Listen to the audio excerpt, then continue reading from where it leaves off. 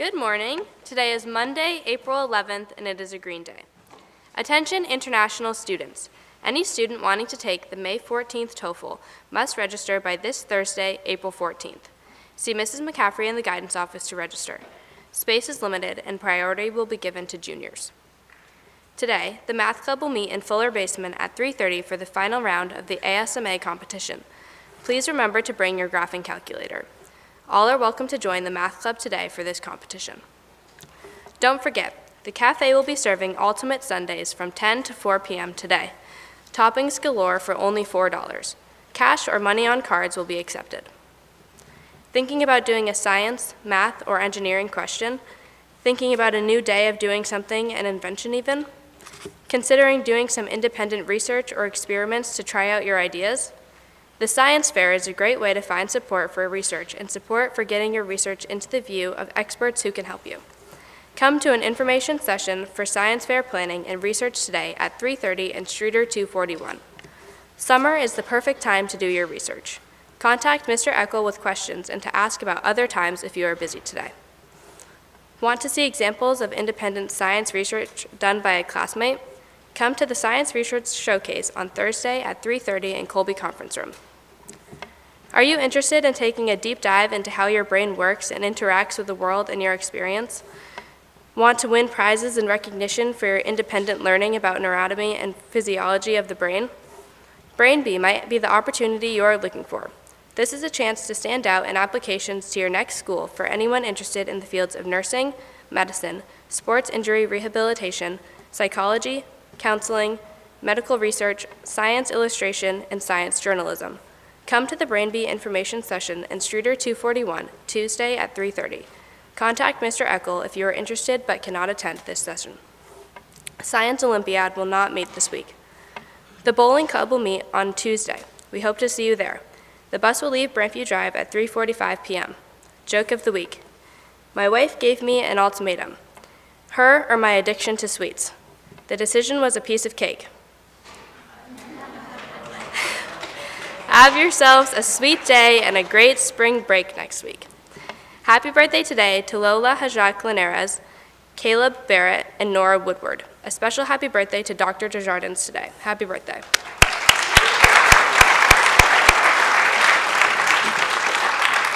And today we have boys tennis versus MMU at 3:30. Please dismiss the team at 2:10. Good luck and have a great day.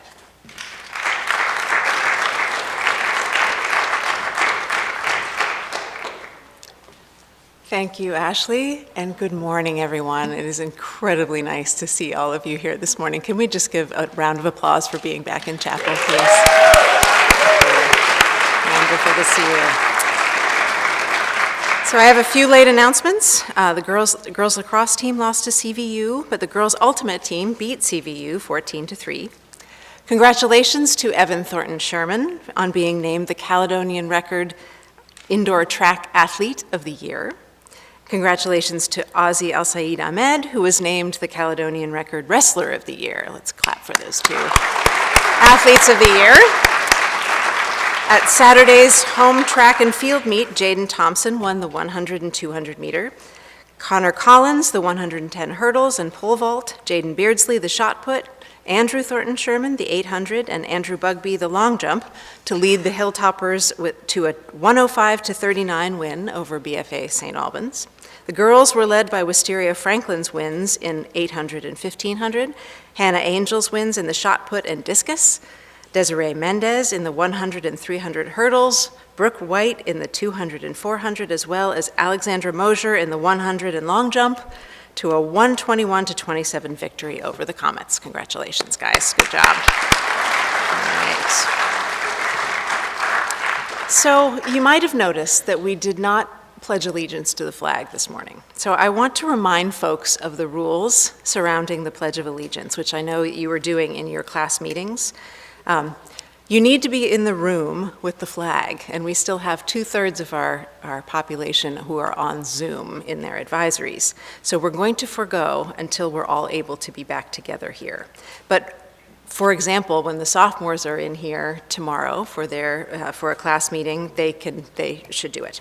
So the pledge is a curious ritual. We've heard about it. This is the first school where I've been where it's a tradition to begin the day reciting it together. Last year, you might remember, at the beginning of this year, Mr. Eaton gave us some insight into the history and context of the pledge. It served a few different purposes. In schools, especially at the end of the 19th century, it was meant to promote unity after the Civil War, meant to sort of Americanize those folks who were immigrating. So there were lots and lots of immigrants at the end of the 19th century, among other things. And until World War II in the 1940s, the posture was actually that you would stand and offer a military salute, which is the arm extended toward the flag. That posture was obviously a little too similar to the offensive Nazi salute, and it was changed at that point to the hand over the heart. So to me, though, what the pledge means at St. Johnsbury Academy, the purpose that it serves here, is an affirmation of our unity at the start of each day. So I understand the idea that pledging allegiance to something is not what everyone wants to do, to anything. So if you're not American, you might find it odd to pledge allegiance to America. But I want to be clear that you're not obliged to recite the Pledge of Allegiance. You might want to do so simply because America is a potent ideal for democracy and society, one of the most potent that's ever existed. It embodies the hope that we can actually choose our own form of government and keep choosing it again and again. But I don't believe in compelling people to state a belief in something unless they believe in it. So what I'd ask you to do when the conditions allow is to stand with the community while the pledge is spoken. Standing is a sign of respect for the people around you and for our school.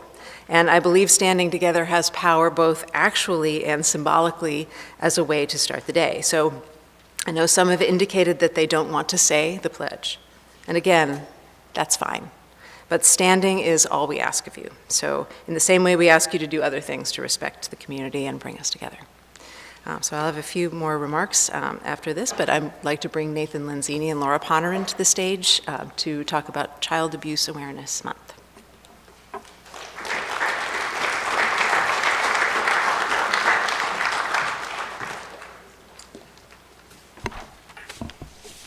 Good morning, everyone. We're representatives from student government, and we're here to tell you about Child Abuse Prevention Month. Annie W. Finney of Virginia tied a blue ribbon to the antenna of her van.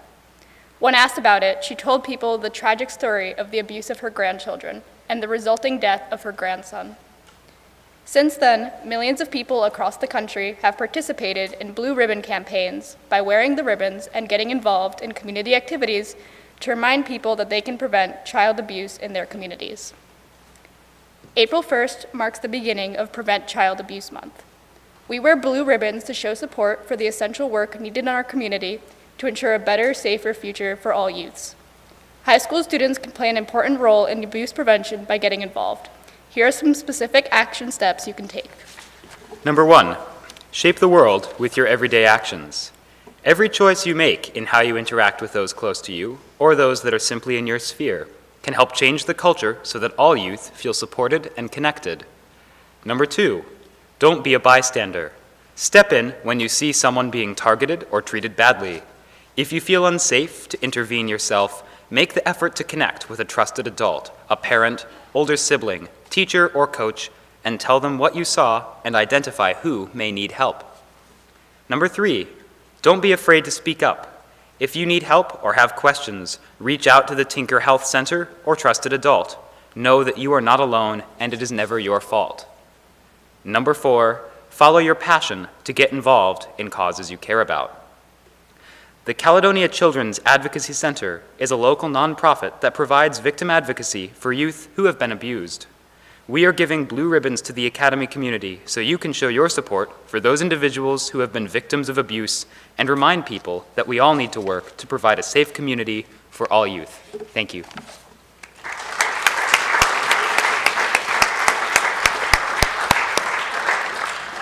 Thank you both. So it seemed right today to talk about the virtue of being present, since we are present in each other's presence here today. So a couple of us now have picked up on Mr. Lovett's remarks at the Celebration of Life for Jillian Hegarty, remarking that one of her special qualities was presence, that she was very present. So I'm grateful to point to her example as we think about how important that is. There are a few different layers to presence in our context. Obviously, one is actually showing up. This is not as much of a given as I would hope right now. I'm preaching to the present choir, since you're all here, but it is so important, actually, to be here every school day. If you're going to get the most out of what's here for you, far too many folks got in the habit of not being here over the pandemic, and we need to work to get back to that expectation that you be here as alert as possible each school day. I know it's been hard, and some are anxious, and some are disaffected, but the cure for that is presence, not absence. You'll get more comfortable if you make a habit of engaging, and you will feel more connected if you come and pay attention and interact.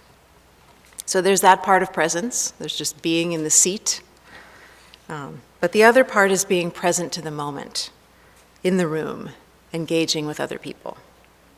This is what Jillian's friends cherished about her, that when she was with them, she was really with them. I had a professor once who was a sort of stupefyingly brilliant person, and she mesmerized us with lectures and conversations that seemed like jewels or feasts. But what was really extraordinary about her was that when you met with her one-on-one, you felt like the only truly interesting person on earth. She had a way of being completely with you, completely available to connect and understand. And she wasn't perfect, and she struggled sometimes with the being on time part of the equation, but I remember that one afternoon I met with her about where my future might lie. And I came away thinking that I would have waited any number of hours for that 1 hour that was spent so fully and fruitfully. So as we're going into this final week before spring break, try to be as present as you can be. Every day is your life. There isn't a single thing that we experience that isn't part of our life. So cherish it as much as you can. It's hard with so much we have to distract us, and I'm not saying that you didn't do some daydreaming because that is critical to your imagination, but here, be in the seat, and try to be present too. It's such a privilege to be present with you all. I'm grateful for it each day. So now those folks who are on Zoom, please go about your day. I'm going to ask the seniors to stay here to talk so that Dean Angel can talk with them a little bit about Senior Skip Day. Dean Angel, please come up and talk about that, and have a good day, everyone, and have a great